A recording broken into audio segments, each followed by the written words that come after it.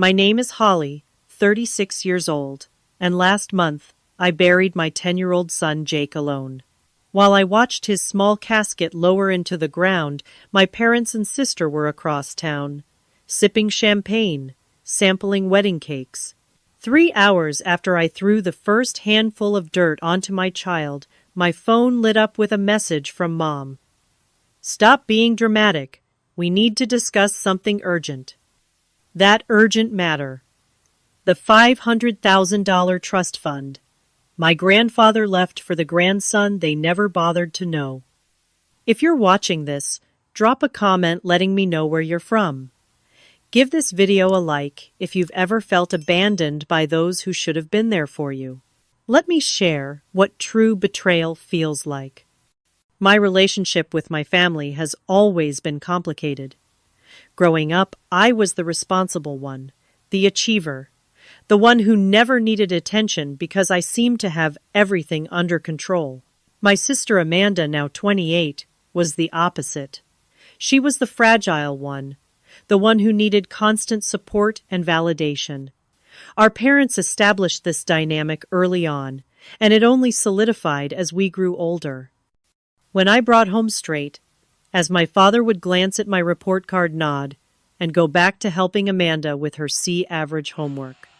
"Your sister needs more help," he would say. "You're doing fine on your own." When I won first place in the state science competition, my mother attended Amanda's dance recital instead. There were always excuses. Amanda would be devastated if no one showed up, or, "You understand how important this is to your sister." I remember my high school graduation. I was valedictorian, set to give a speech I had worked on for weeks. I scanned the audience repeatedly, hoping to see my parents' faces. They arrived just as I was walking off stage, apologizing profusely because Amanda had a minor anxiety attack about her upcoming dance performance. The pattern continued through college. They missed my university graduation entirely because Amanda had a small part in a local theater production the same weekend. When I met David at 22, I thought I had finally found someone who saw me, who valued me for who I was. He was kind, attentive, and ambitious in a quiet way. We married when I was 24, and I had Jake when I was 26. My parents attended our wedding, but I overheard my mother telling a relative that she wished I had waited for someone better. David didn't come from money. He worked as an engineer at a local firm, and in my parents' eyes, that made him inferior. "You could have married someone who would take care of you properly," my mother said once. "Like Amanda's boyfriend. His family owns that development company." I tried to explain that David and I were happy that we had enough, that not everything was about money or status. They never understood. My relationship with Amanda deteriorated further after Jake was born. She would visit occasionally, but always managed to make the visits about herself. If Jake was fussy, she would complain about the noise. If he was playful, she would comment on how exhausting children were. She never held him unless it was for a photo opportunity she could post on social media. My parents weren't much better as grandparents. They sent expensive gifts on Jake's birthday and Christmas, but rarely visited. When they did, they would spend most of the time talking about Amanda's latest achievements or struggles. Jake quickly learned not to expect much from them, which broke my heart. When Jake was 6, my marriage to David fell apart. I discovered he had been having an affair with a coworker for over a year. The divorce was painful, but relatively quick. David moved to another state for a new job shortly after, and his visits with Jake became increasingly rare. Phone calls every few weeks eventually dwindled to birthday and Christmas cards with impersonal notes. Jake was hurt initially, but children are resilient. We established a new normal, just the two of us against the world. Through all of this, Amanda remained the center of my parents' universe. Every family conversation revolved around her needs, her dreams, her problems. When she lost a job, my parents paid her rent for 6 months. When she wanted to find herself through an expensive yoga retreat in Bali, They covered the entire cost. Meanwhile, when I struggled to pay Jake's medical bills after an asthma attack, my mother suggested I learn to budget better. The inequality was glaring, but I had grown accustomed to it. I stopped expecting support or understanding from them years ago. I focused instead on building a life for Jake and me, creating the warm, loving home environment I had always craved as a child. I thought I had made peace with my family situation. I was wrong. After the divorce, Jake and I settled into a comfortable routine. I worked full-time as a graphic designer for a marketing agency, which allowed me to support us while still maintaining flexible hours for school pickups and doctor appointments. We lived in a modest two-bedroom apartment on the east side of town. It wasn't fancy, but it was home. Jake was the light of my life. He had David's curly hair and my green eyes, a combination that made strangers stop us on the street to comment on his beautiful features. But it was his personality that truly shined. He was curious about everything, constantly asking questions about how things worked. But "why mom" was his favorite phrase, and I never tired of hearing it. My grandfather, my mother's father, was the only family member who truly adored Jake. Grandpa Thomas was different from his daughter. Where my mother was status-conscious and cold, he was down-to-earth and warm-hearted. He had built a successful construction business from nothing and never forgot his humble beginnings. Every Sunday, we would visit him at his house by the lake, and Jake would sit at his feet, listening to stories about building houses or fishing trips from decades ago. "That boy has old eyes," Grandpa would say to me. "He's going to do important things someday." When Jake was 7, Grandpa was diagnosed with late-stage pancreatic cancer. The prognosis was poor from the beginning, and he knew he didn't have much time left. One afternoon, while Jake was playing by the lake, Grandpa called me into his study. "Holly, I need to tell you something important," he said, his voice weaker than it had been just a week before. "I've set up a trust fund for Jake." I was surprised. Grandpa had always been generous with birthday and Christmas gifts, but this was unexpected. "It's $500,000, he continued. "I've been saving for years, and with some smart investments it grew nicely. I want Jake to have options in life. College, starting a business, whatever makes him happy." "Grandpa, that's too much," I protested. "Mom and Amanda will be upset if they find out." He waved his hand dismissively. "It's my money, and I can do what I want with it.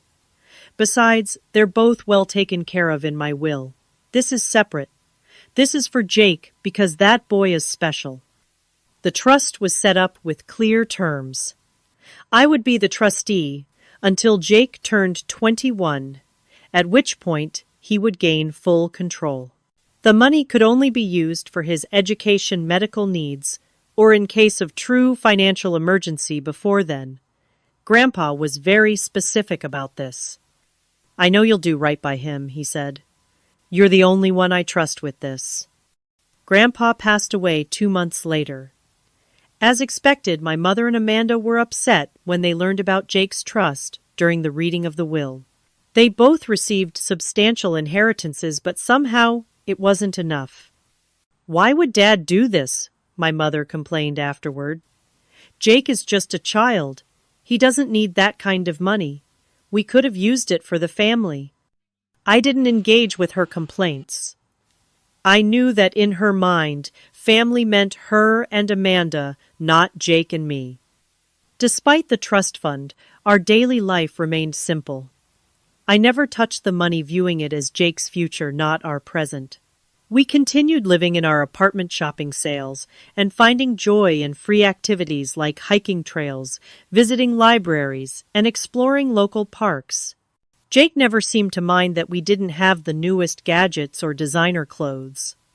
He was content with our camping trips to national parks, our science experiments in the kitchen, and our movie nights with homemade popcorn. Jake's interests evolved as he grew older. By age 9, he was fascinated with astronomy.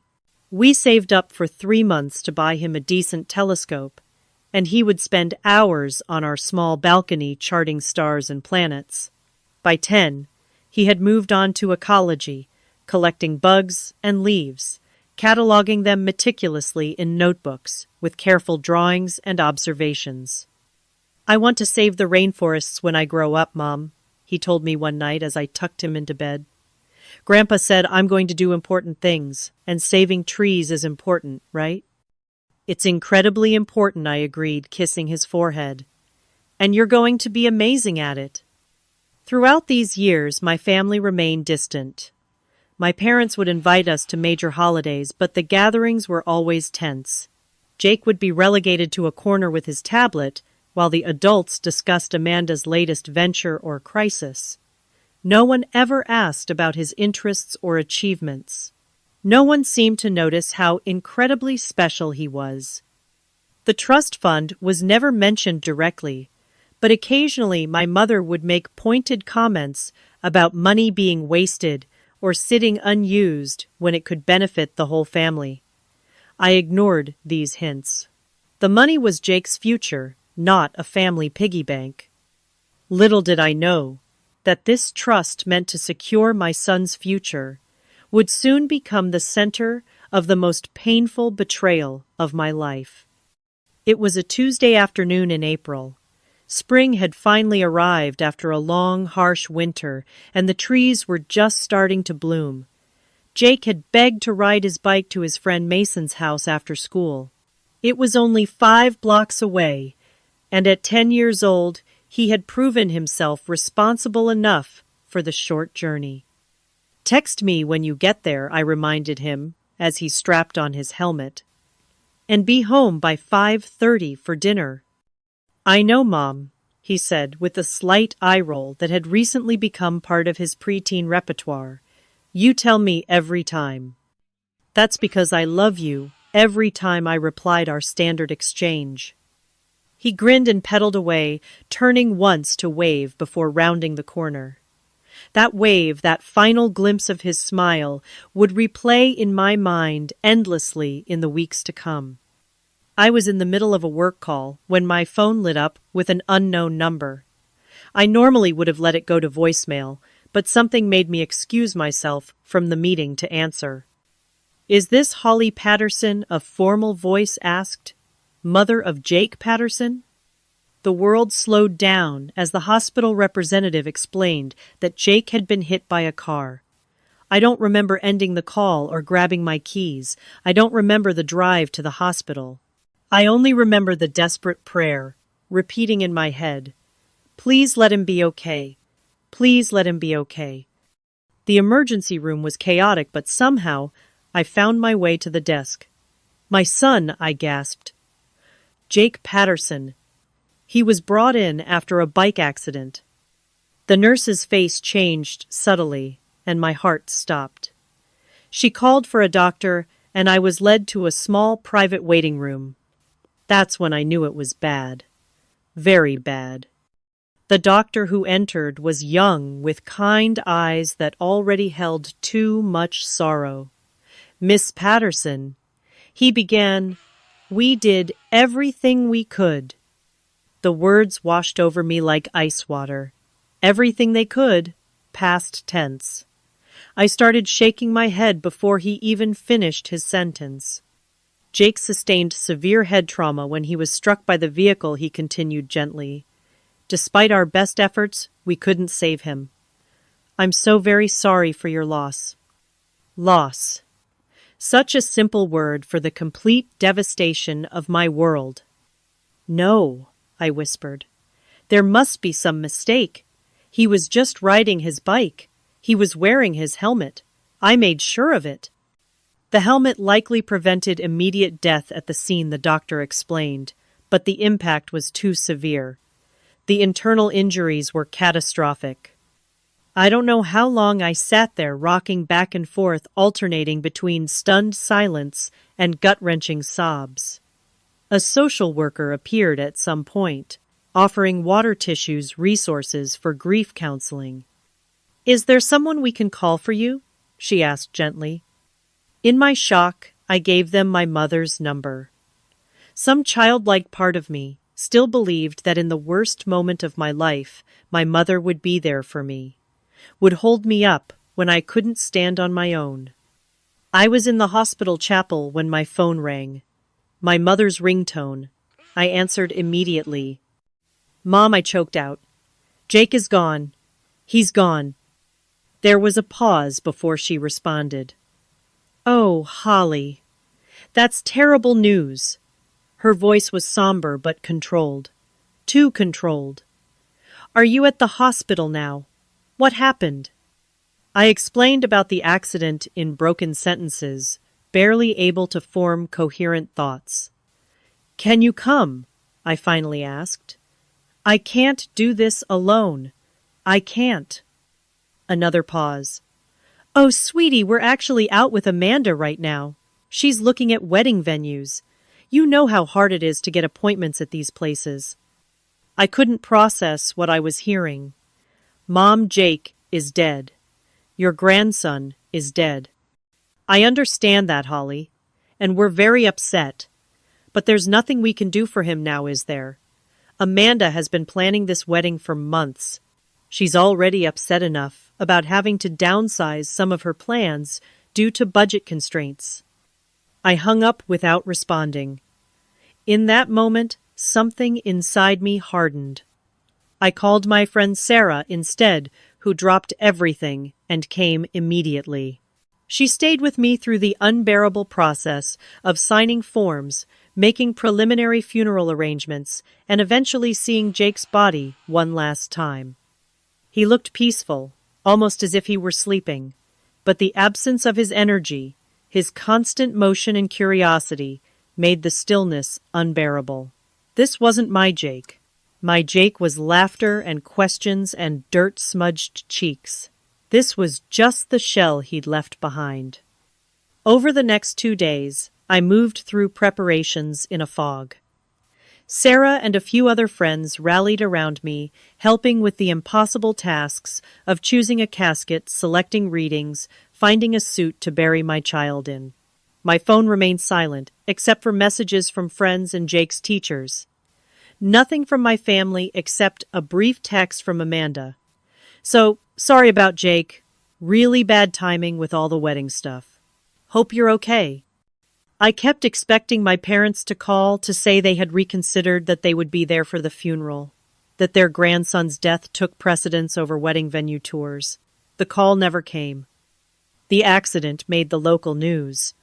The driver who hit Jake was an elderly man who had suffered a minor stroke behind the wheel. I couldn't bring myself to hate him. He was destroyed by what had happened, his wife told me when she called to express their devastation. They would live with this forever, too. The night before the funeral, I sat alone in Jake's room, surrounded by his things. His telescope pointed out the window, his collection of rocks and feathers arranged carefully on shelves. His favorite stuffed tiger, worn from years of love, sitting on his pillow. I pulled it to my chest and breathed in his scent, still lingering on the fabric. How was I supposed to live in a world without him in it? The day of Jake's funeral dawned bright and clear, a beautiful spring morning that felt like a mockery of my grief. Sarah arrived early to help me dress, bringing coffee and bagels I couldn't eat. My black dress felt too tight, too formal, too final. Nothing prepares you for selecting an outfit to bury your child in. The service was scheduled for 11 in the morning at a small chapel near our apartment. Jake's teachers had helped coordinate with his classmates' parents, and several of his friends would be attending with their families. My colleagues from work had sent a beautiful arrangement of sunflowers, Jake's favorite. His soccer coach had organized a special tribute from the team. I arrived early to have a few moments alone with the closed casket. They had suggested I might want to see him one last time before the service, but I couldn't bear it. I wanted to remember him laughing alive, not the still form I had seen in the hospital. Gradually, people began to arrive. Sarah stayed by my side, squeezing my hand when words failed. Jake's best friend Mason came with his parents, the little boy's face streaked with tears. He was going to sleep over this weekend, he whispered as he hugged me. We were going to build a fort. These simple, mundane plans, now rendered impossible, broke my heart all over again. I kept glancing at the door, some irrational part of me still expecting my parents and Amanda to walk through it. Even now, even after everything, I couldn't quite believe they would miss their only grandson's funeral entirely. The service was brief, but beautiful. Jake's third-grade teacher spoke about his curiosity and kindness. His soccer coach talked about his determination and team spirit. Mason's father read a children's book about stars that Jake had loved. Throughout it, all the empty spaces in the front row, where family should have been, screamed louder than any of the kind words being spoken. As the service concluded, we moved to the cemetery for the burial.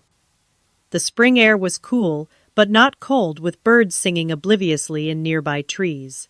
The small casket seemed impossibly heavy for the pallbearers, as if the weight of lost potential made it denser than physics should allow. I stood alone at the graveside as they lowered Jake into the ground. Sarah had offered to stand with me, but I needed these final moments to be just between Jake and me. I whispered my private goodbyes as the casket descended, promising him I would find a way to keep going, to live in a way that would make him proud. The cemetery workers stood at a respectful distance, waiting to complete their grim task after I left. I knew I needed to walk away to let them finish, but my feet seemed rooted to the spot. Walking away meant it was really over. That Jake was really gone. Eventually, Sarah gently touched my elbow.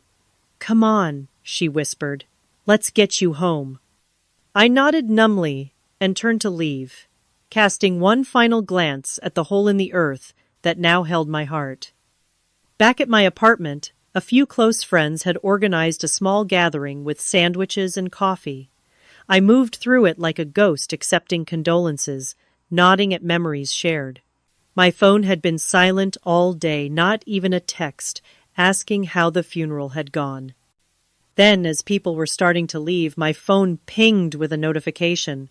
Instinctively, I checked it, some part of me hoping it might finally be my mother. Instead, it was a social media alert. Amanda had tagged our mother in a post. With trembling fingers, I opened the app.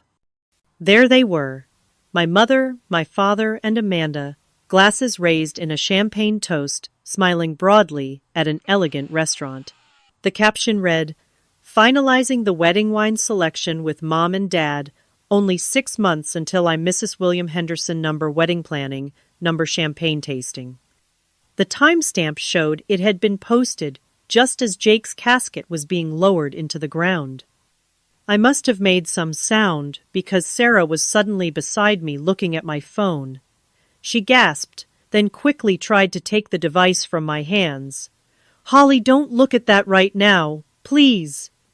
But I couldn't stop staring. They were smiling, celebrating. While I buried my son, my family was drinking champagne and planning a wedding as if nothing had happened, as if Jake had never existed at all. Without thinking, I texted my mother. "How could you be wine tasting during Jake's funeral? How could you do this to me? To him?" Her response came almost immediately. "Stop being so dramatic, Holly. Life goes on. We need to discuss something urgent with you anyway. Come by the house tomorrow at 2. I threw my phone across the room where it hit the wall and clattered to the floor.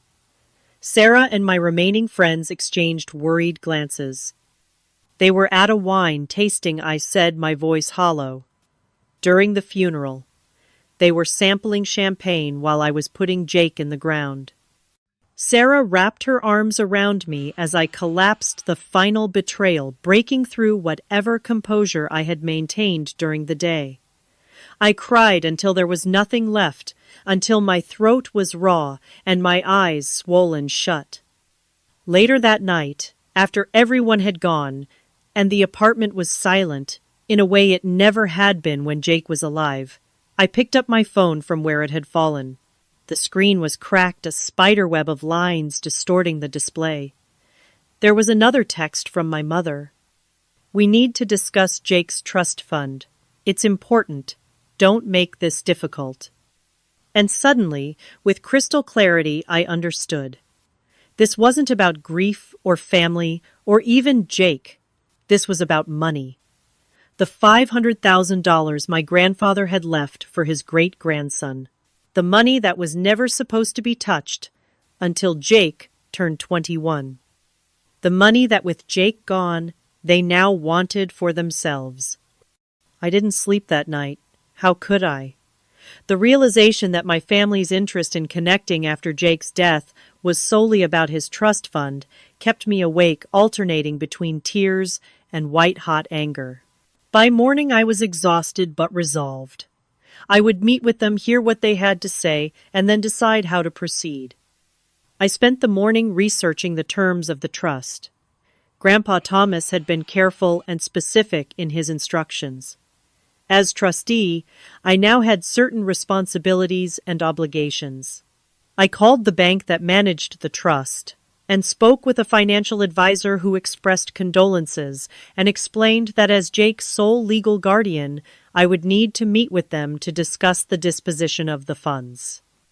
There should be clear instructions in the trust documents regarding contingencies in case of the beneficiary's death, she explained gently. Would you like to schedule an appointment to review these? I made an appointment for later in the week, then tried to prepare myself mentally for the meeting with my family.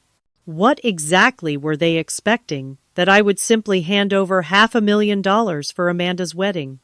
The very thought was so absurd it would have been funny if it weren't so painfully indicative of their true characters. At precisely 2 o'clock, I pulled into my parents' driveway.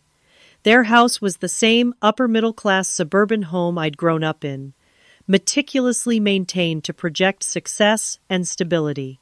The rose bushes my mother prized were beginning to bloom, carefully pruned and fertilized, as she always insisted they must be.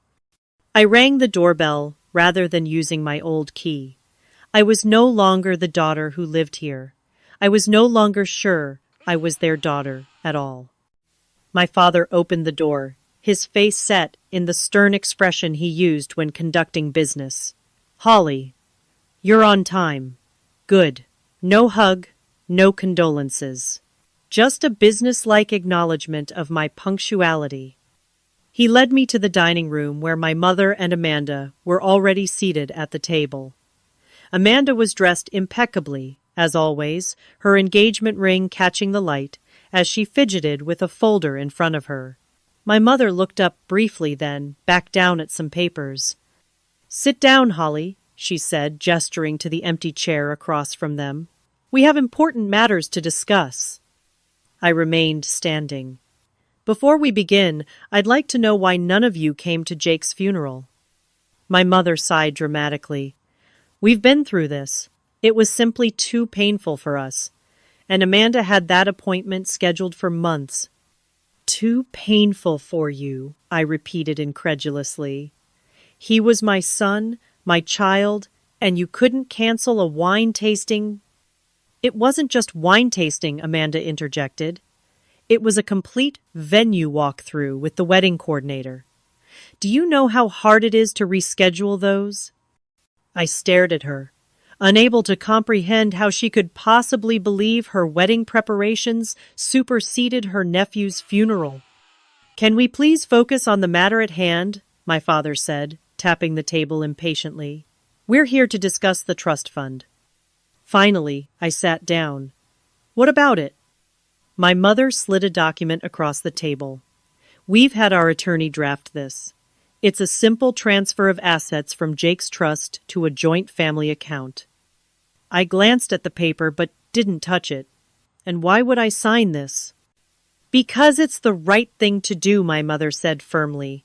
"That money was meant for family, and now that Jake is gone, it should go to support the family's needs." Such as I asked, though, I already knew the answer. Amanda straightened in her seat. "Well, my wedding, for starters." William and I want the perfect day, but his parents can only contribute so much. We've had to cut back on so many things already. The casual way she referenced Jake's death as an opportunity to fund her wedding made my stomach turn. We had to downgrade from the Ritz to the Grand Hotel, she continued, oblivious to my expression. And the flowers I wanted are apparently out of season and would cost a fortune to import. Plus, I really had my heart set on a designer gown. So, you want to use my dead son's money to pay for out-of-season flowers? I asked quietly. Don't be crass, Holly, my mother snapped. This isn't just about the wedding. It's about what's fair. That money should benefit the whole family, not just sit in some account doing nothing. It wasn't doing nothing, I countered. It was securing Jake's future. His college education, his dreams. But he doesn't have a future anymore, Amanda said bluntly, then had the grace to look slightly abashed when both our parents shot her warning looks. What your sister means, my father interjected quickly, is that circumstances have changed. The money's purpose can no longer be fulfilled as originally intended. And you think Grandpa Thomas would want it spent on Amanda's wedding? He would want it to benefit the family, my mother insisted. Amanda is family. Her wedding is an important family milestone. I looked at each of their faces, searching for any sign of grief, any indication that they understood the magnitude of what had happened. Jake was dead. My son, their grandson and nephew, was gone forever. And all they cared about was how his money could now benefit them. Did any of you even cry when you heard he died? I asked suddenly. Did you feel anything at all? Of course we did, my mother said, looking offended. We're not monsters, Holly. But not enough to attend his funeral, not enough to call me afterward to see how I was coping with burying my only child. We're calling you now, Amanda pointed out.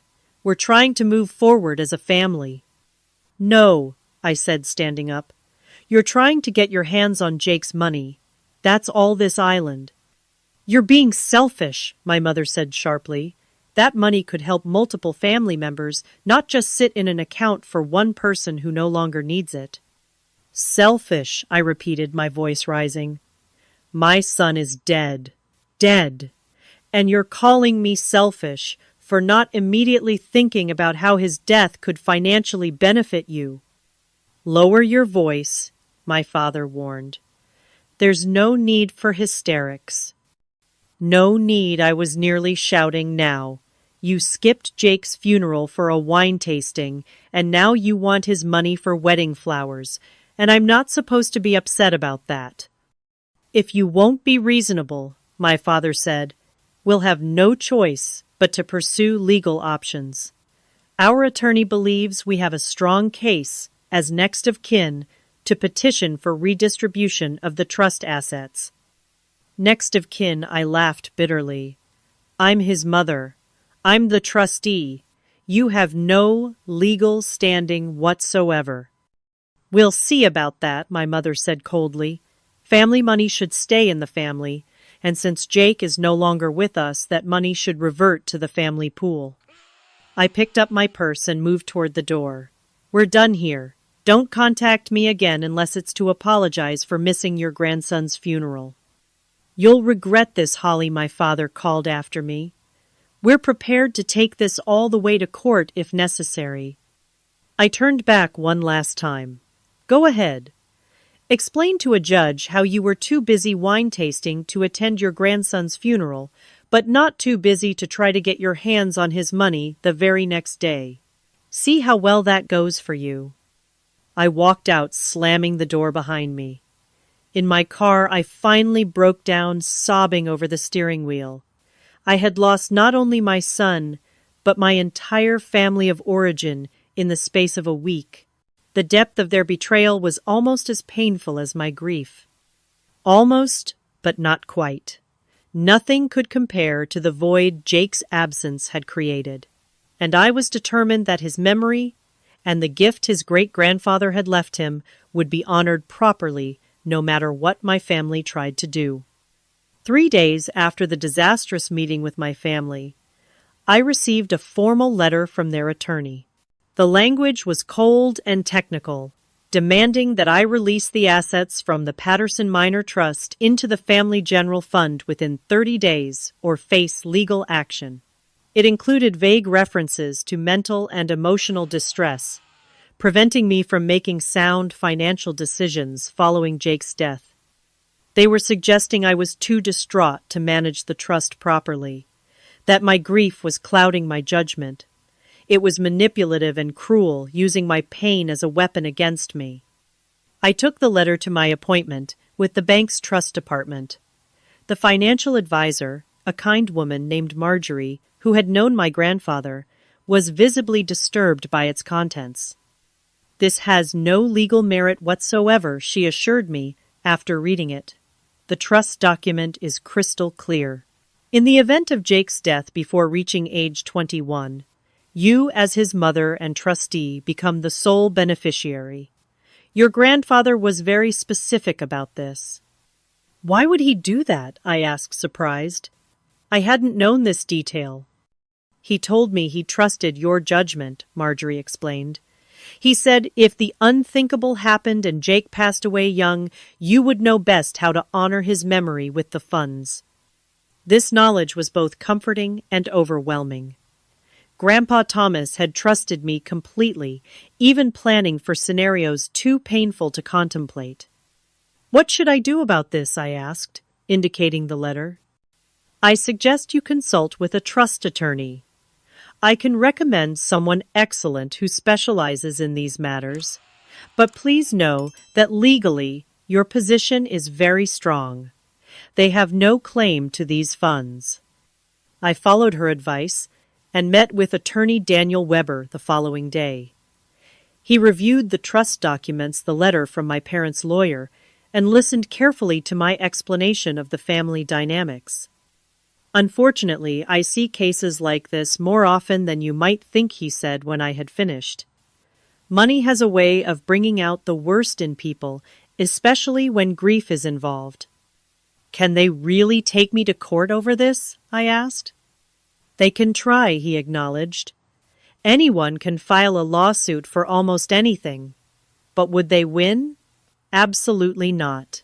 The trust document is ironclad, and your grandfather clearly knew what he was doing when he established it. Additionally, no judge would look kindly on their behavior surrounding Jake's funeral." He drafted a formal response to their attorney, asserting my rights as trustee and beneficiary and warning against any further harassment or legal threats. I left his office feeling slightly more in control, but the emotional toll was mounting. That evening, my phone began lighting up with messages from extended family members. Apparently, my parents had begun spreading their version of events, that I was emotionally unstable following Jake's death, that I was hoarding family money that could benefit everyone, that I was being selfish and unreasonable. An aunt I hadn't spoken to in years messaged, "Your mother is so worried about you, sweetie. Why not let them help you make decisions until you're thinking clearly again?" A cousin wrote, "Families should support each other. Amanda's wedding would bring joy to everyone during this difficult time." Even my father's brother, Uncle Pete, who had always been kind to me, called to suggest I consider the bigger picture and do what's best for family harmony. None of them mentioned Jake. None of them asked how I was coping with the loss of my child. It was all about the money, thinly veiled with fake concern for my mental state. I stopped responding to messages. I changed my social media settings to private. I forwarded all calls from family members to voicemail. I needed space to grieve my son without the constant pressure and manipulation. Sleep became elusive. I would lie awake replaying memories of Jake, then shift to anxiety about the legal threats, then back to grief. I began seeing a therapist, Dr. Lynette, who specialized in parental bereavement. Our first session, I could barely speak through my tears. By our third, I was able to articulate the dual traumas I was experiencing: the loss of Jake and the betrayal by my family. What you're going through is unimaginably difficult, she told me. Grief alone is overwhelming. Adding family conflict to it creates a compound trauma. Be gentle with yourself during this process. I feel like I'm drowning, I admitted. Some days I can barely get out of bed. That's normal, she assured me. But I'm concerned about the additional stress your family is putting on you. Have you considered what you want to do with the trust? I hadn't allowed myself to think about it yet. The money represented Jake's future, a future that no longer existed. Making plans for it felt like another form of goodbye. Meanwhile, the pressure from my family intensified. Amanda began posting veiled comments on social media about toxic family members and selfish behavior during her special time. My mother left daily voicemails, alternating between guilt trips and thinly veiled threats. "You're breaking your father's heart," one message said. "After everything we've done for you." Another was more direct. "Our lawyer says we have several options to pursue. This could get very unpleasant, Holly. Is that really what you want?" A particularly painful message came from Amanda. "I had to cancel the deposit on my dream venue because of you. I hope you're happy. This was supposed to be the most important day of my life, and you're ruining it because you can't think of anyone but yourself." The irony of her accusing me of selfishness while complaining about wedding venues 3 weeks after my son's death was breathtaking.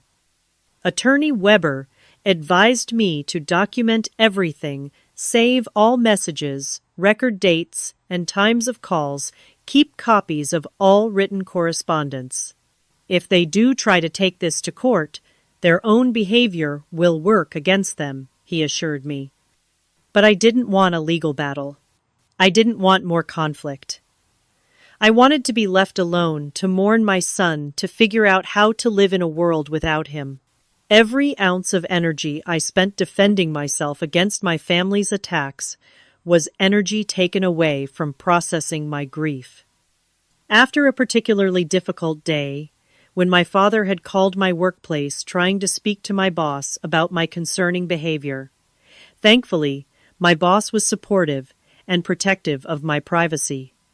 I broke down during my therapy session with Dr. Linnett. "I can't keep doing this," I sobbed. "I can't fight them and grieve Jake at the same time. It's too much." "You don't have to decide everything right now," she reminded me, "but perhaps making a decision about the trust would give you some peace. Remove it as a point of conflict." "What would you do?" I asked her. "I can't tell you that," she said gently. "But I can ask you, what would honor Jake's memory? What would your grandfather want? And most importantly, what would give you some measure of healing in this impossible situation?" Those questions stayed with me for days as I tried to imagine a path forward. What would honor Jake? Certainly not funding Amanda's extravagant wedding. What would Grandpa Thomas want? For the money to make a positive difference. I was sure of that. What would help me heal, finding meaning in Jake's too short life and tragic death? Slowly, an idea began to form. A way to honor both Jake and my grandfather. A way to transform this painful conflict into something meaningful. A way to take back control and set boundaries with my toxic family once and for all. I scheduled a meeting with Attorney Weber to discuss my plan, then sent a message to my parents. "I've made a decision about the trust. Meet me at Giovanni's restaurant on Thursday at noon. This will be our final discussion on the matter." Giovanni's was a public place where they wouldn't be able to make a scene, and I would finally have my say. Thursday arrived, and with it, a strange sense of calm. I had spent the previous evening looking through photos of Jake, telling him about my plan, seeking some sign of approval from the universe.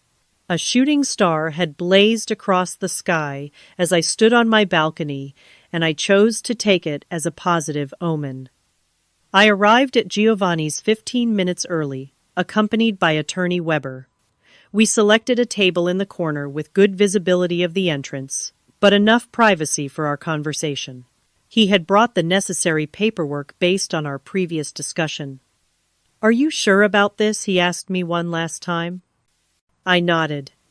"Completely sure. It feels right." My parents arrived exactly at noon, punctual as always. Amanda was with them, wearing an expression that wavered between smugness and feigned sorrow. They spotted me and made their way over, faltering slightly, when they noticed Attorney Weber. "What is this?" my father demanded as they reached the table. "We agreed to a family discussion, not a legal ambush." "Please sit down," I said calmly. "This won't take long." They exchanged glances but took their seats. A waiter approached to take drink orders, but my father waved him away impatiently.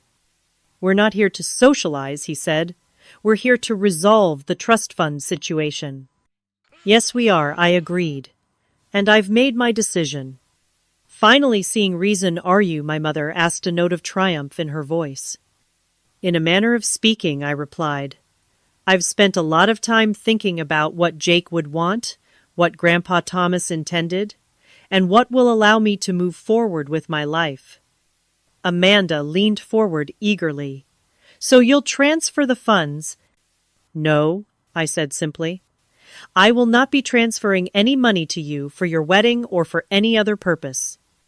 My father's face darkened.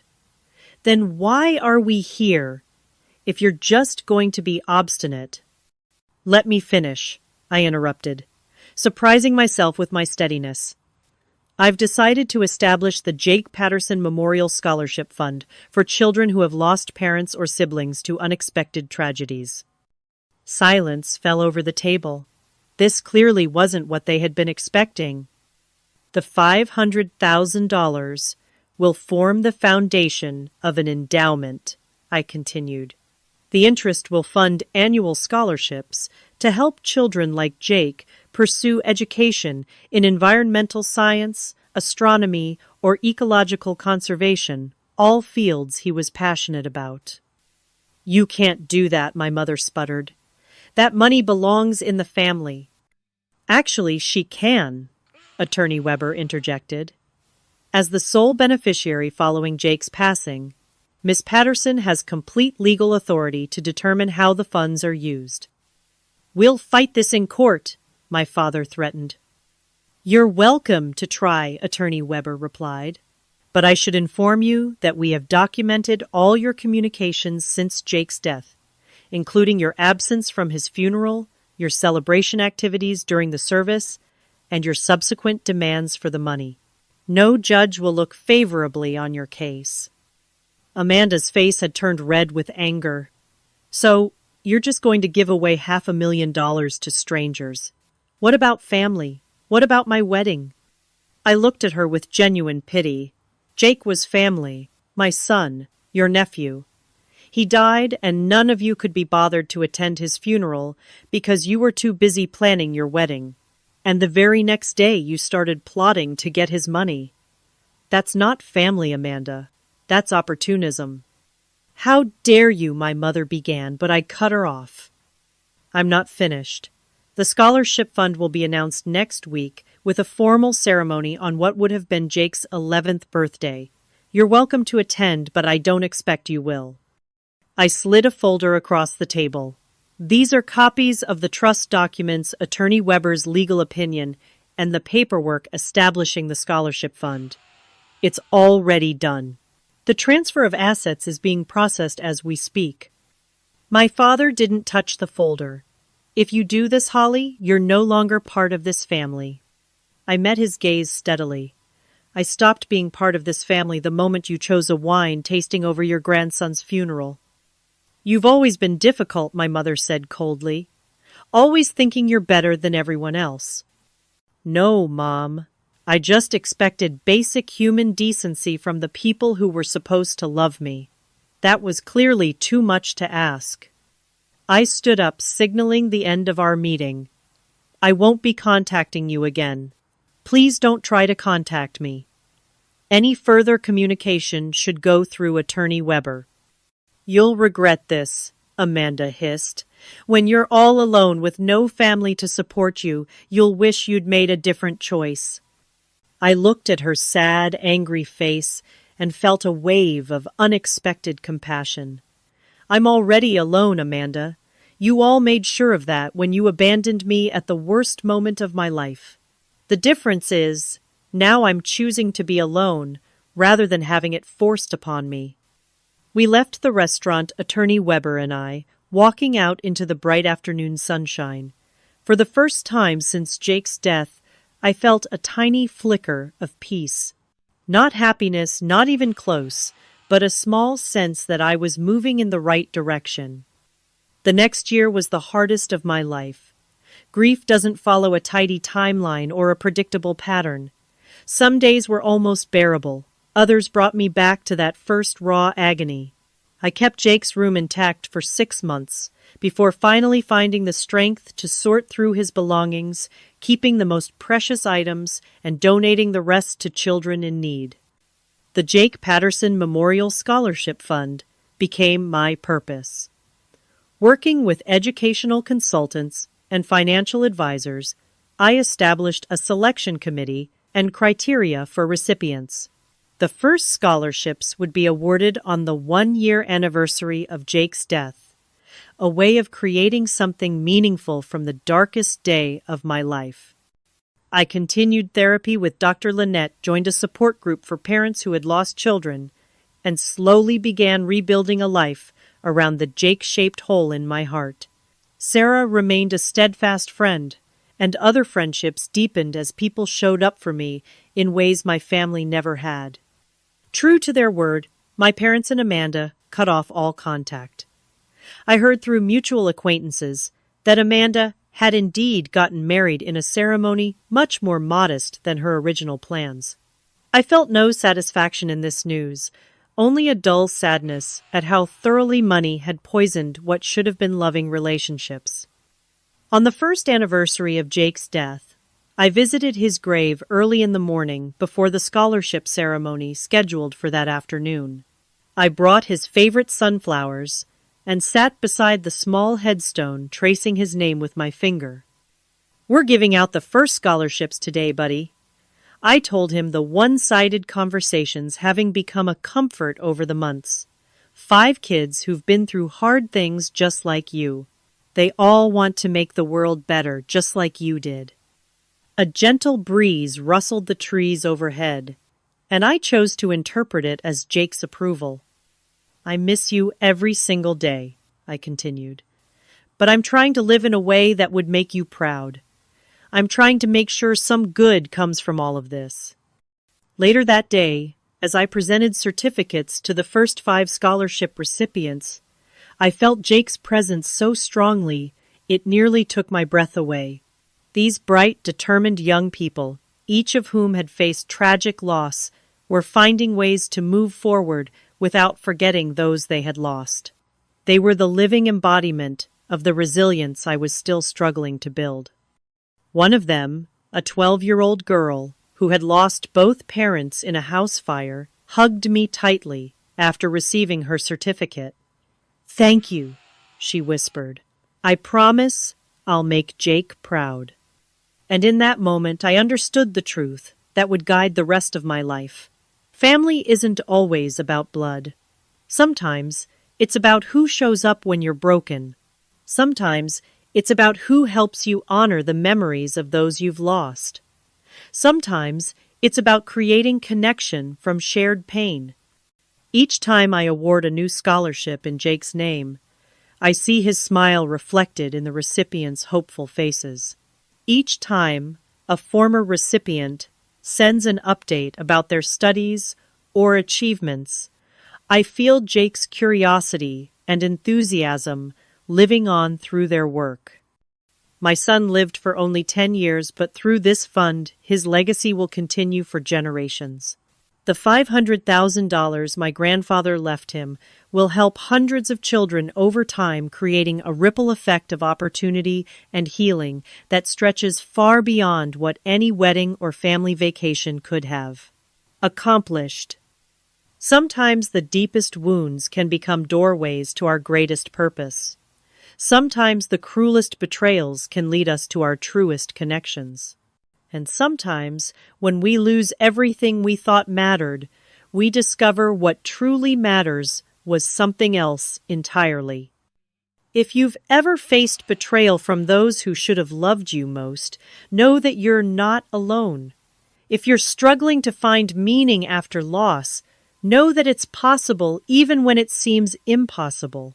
Drop a comment below sharing how you've navigated family conflict or honored someone you've lost. Like and subscribe if this story resonated with you, and share it with someone who might need to hear that even in our darkest moments, a way forward is possible. Thank you for bearing witness to my journey, and may you find strength for your own.